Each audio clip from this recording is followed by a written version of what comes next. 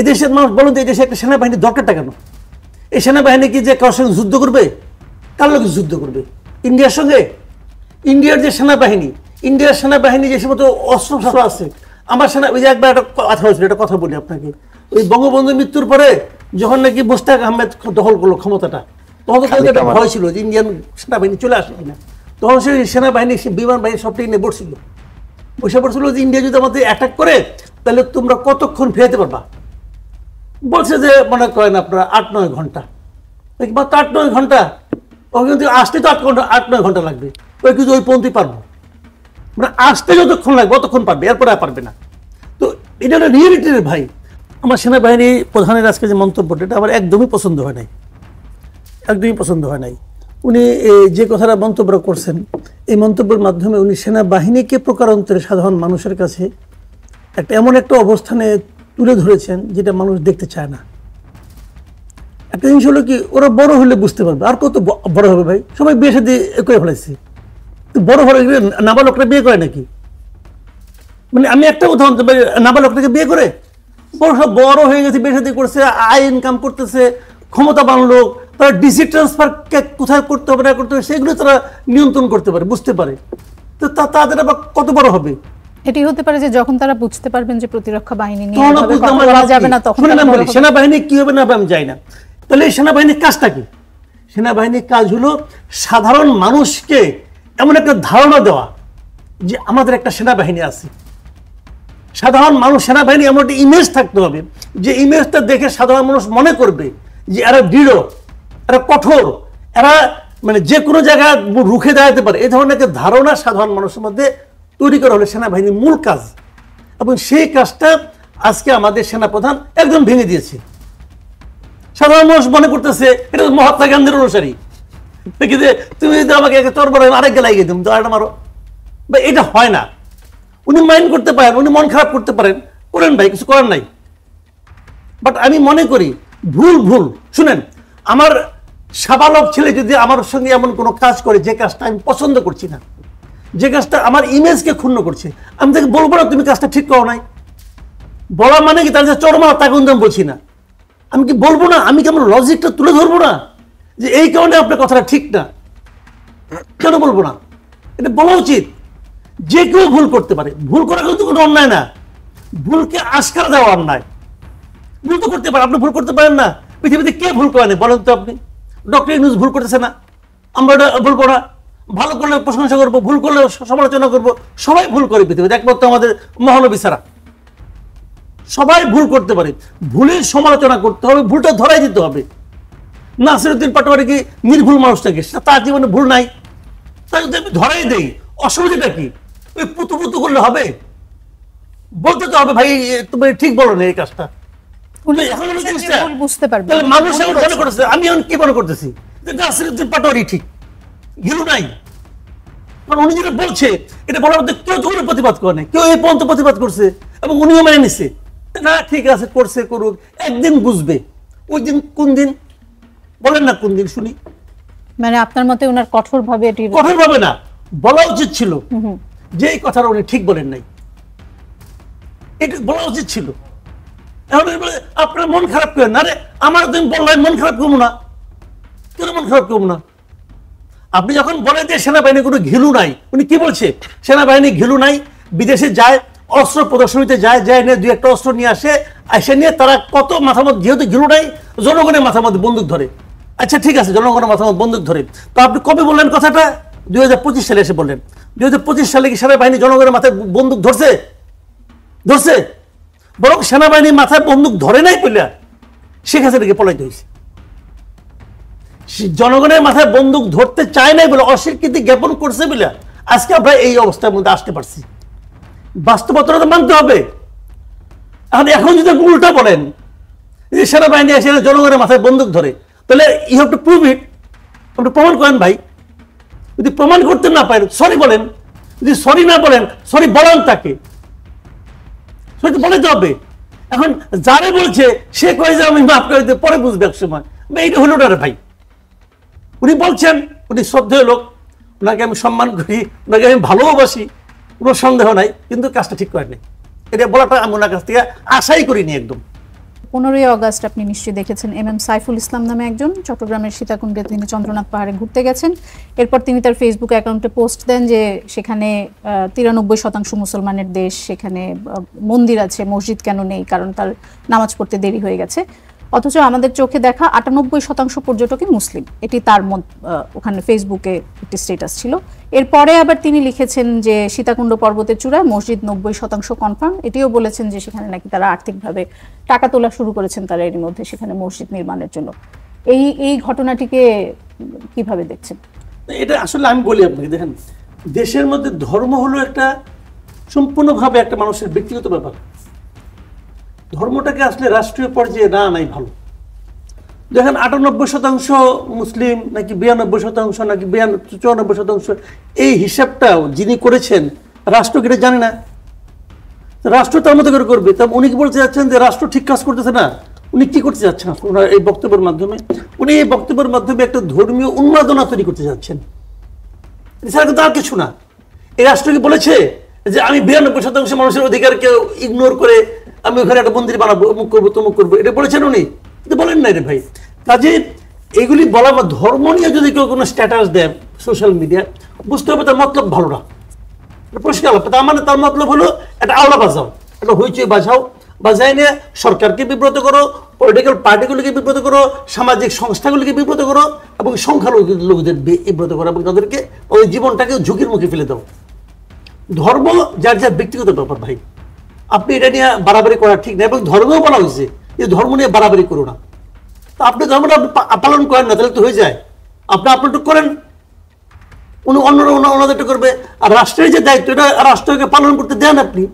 আপনি যদি মনে করেন রাষ্ট্রটা ঠিক করে, বাংলাদেশের ধর্ম মন্ত্রণালয় আছে, তাদের কাছে চিঠি লেখেন, তাদের সঙ্গে দেখা করেন, বলেন।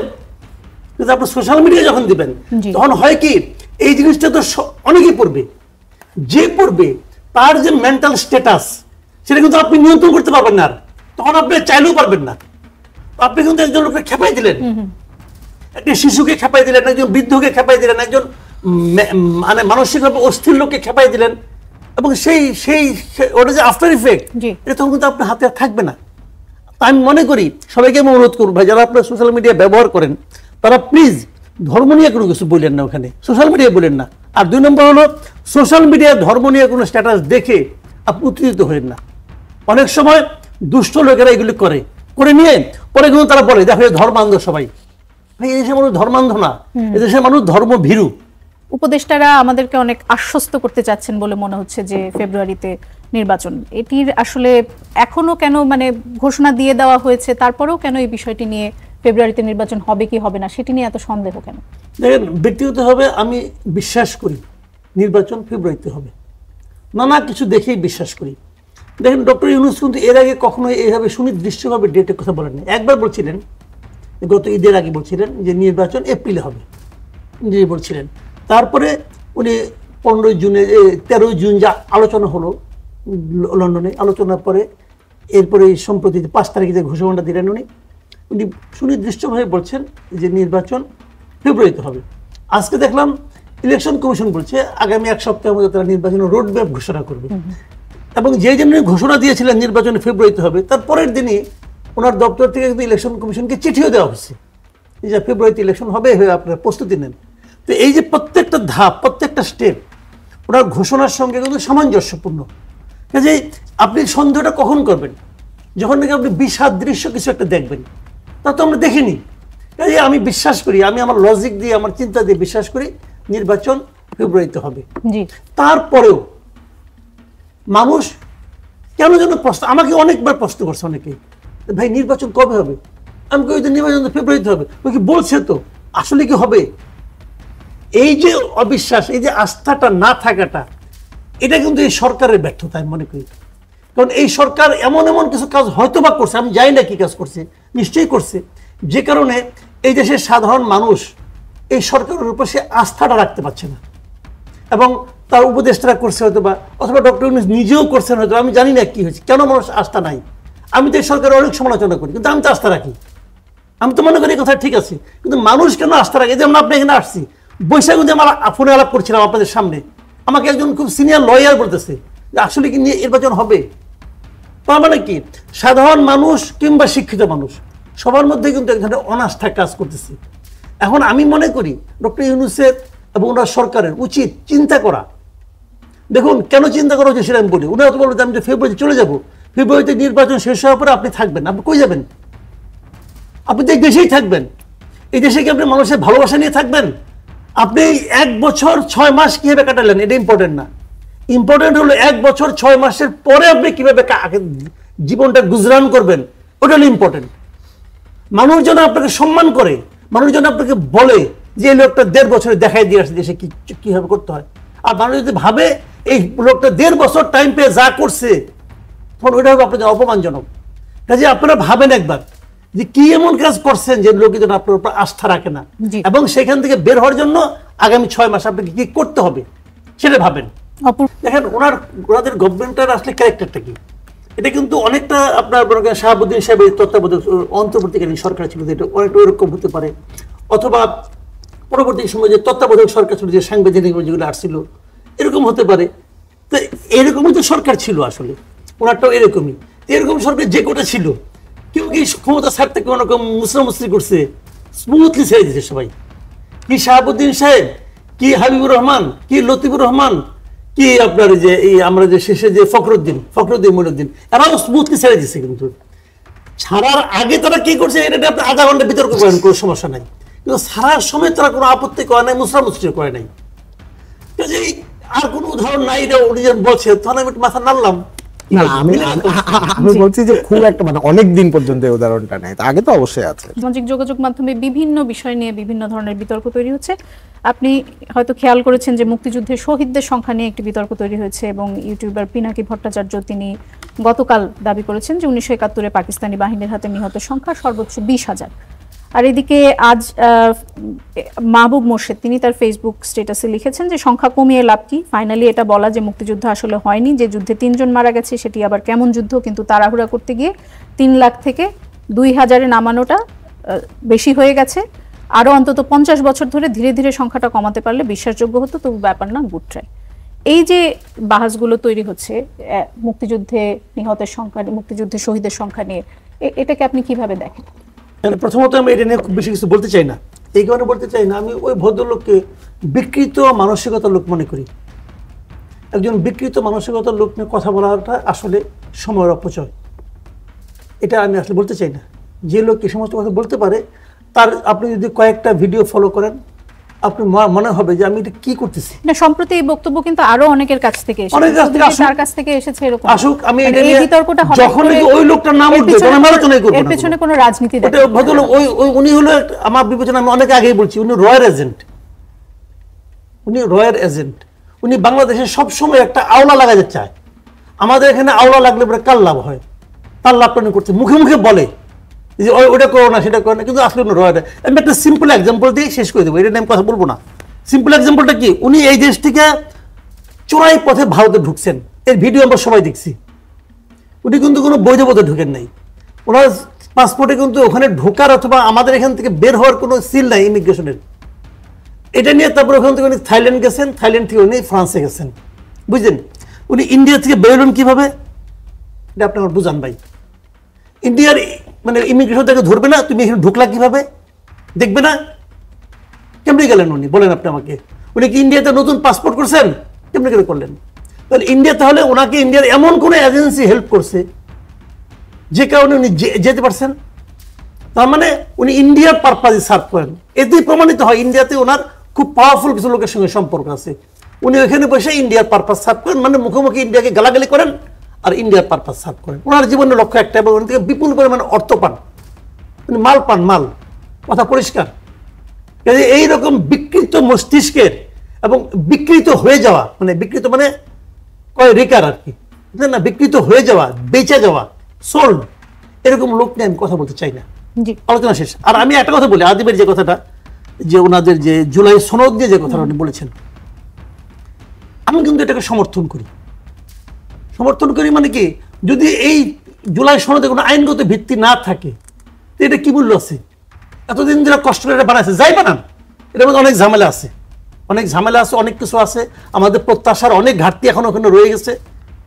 তারপরেও আমি বলবো কিছু ক্ষেত্রে অন্তত 10টা 15টা 20টা ক্ষেত্রে তো সবাই একমত হয়েছে। যে একমতটা হয়েছে তার একটা আইনগত ভিত্তি থাকা দরকার। কারণ আইনগত ভিত্তিটা কে দিবে? রাষ্ট্রপতি যদি অধ্যাদেশ দিয়ে এটা টিকবে না। এখন ওরা যদি বলে যে আমি এখানে একটা পাবলিকের একটা সাপোর্ট চাই, আমি বলবো এটা অন্যায় না, এবং এটা কোনো জটিল ব্যাপারও না। আপনি যে ইলেকশনটা করবেন ওরা তো বলে দিচ্ছে, একদম ক্লিয়ারকে বলে দিচ্ছে, সেই ইলেকশনটা একই সঙ্গে গণপরিষদ হয়ে যাবে। ওরা আগে গণপরিষদ বসে এটাকে রেটিফাই করবে, হ্যাঁ এটা ঠিক আছে, তারপরে তারা এরাই সবাই আবার সংসদ হয়ে যাবে, কোনো প্রবলেম তো নাই। এত আপত্তি কেন? এরা তো জিতবে, বিএনপি যারা ধরে আপত্তি না তারা করতেছে জিতবে। তাদের মতলব খারাপ, শুধু আলাপ, তারা এটা করবে না।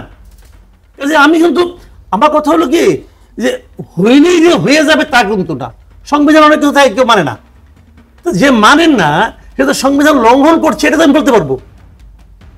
তো এটা যদি কোনো আইনগত ভিত্তি না থাকে আমি বলবো কিসের উপর ভিত্তি করে?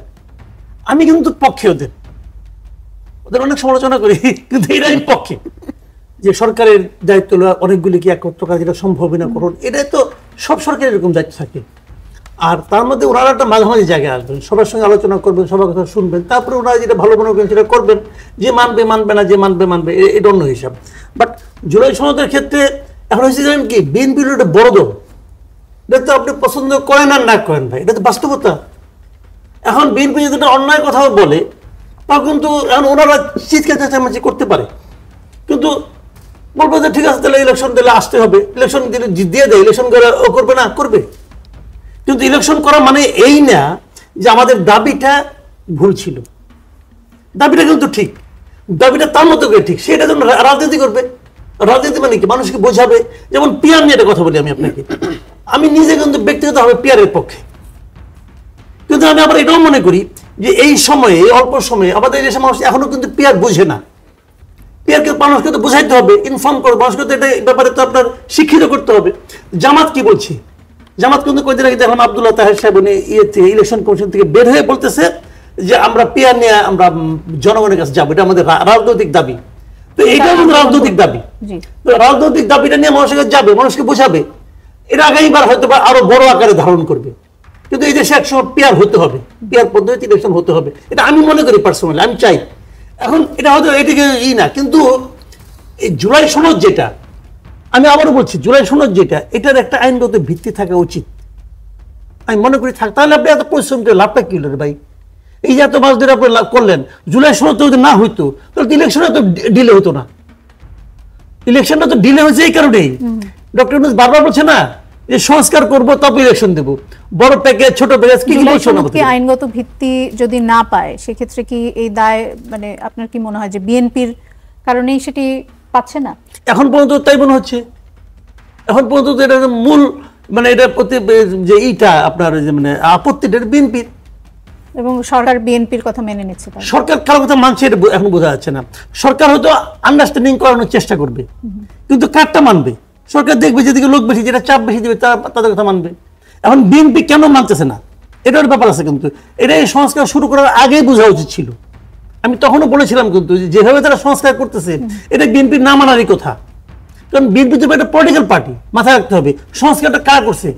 কতিপয় এনজিও এবং কিছু ভাড়াটে বুদ্ধিজীবী, বিদেশ থেকে আমদানি করে বুদ্ধিজীবী, এরা যখন সংস্কার করছে, বিএনপির তো একটা ইগো থাকতে পারে যে আমি 2.5 বছর আগের থেকে 31 দফা নিয়ে আসছি, তুমি 31 দফা একবার হাতে পর্যন্ত নিলা না। বলতে পারতো যে 31 দফা নিয়ে আপনারা আসেন, তারপরে আমরা একটা সংস্কার করি। ওনারা করছে কি নিজেদের মতো করে একটা সংস্কার দাঁড় করাইছে, করাইলে তারপরে বলে আসেন আলাপ করি। এই সংস্কার আলোচনা একবারের জন্য কি 31 দফা আসছে? ধরলাম 31 দফা একটা ট্রাস্ট, ধরলাম এটা কিচ্ছু না, নিয়ে আসতেন, আলাপ করতেন, আলাপ তো করেননি আপনারা। আপনারা বানাইছেন, বানাই নিয়ে বলছেন যে সবাই এই বই পড়েন, এক একটা সংস্কার প্রস্তাব আর এই মানে এই পৃষ্ঠা, কত পৃষ্ঠা বলেন?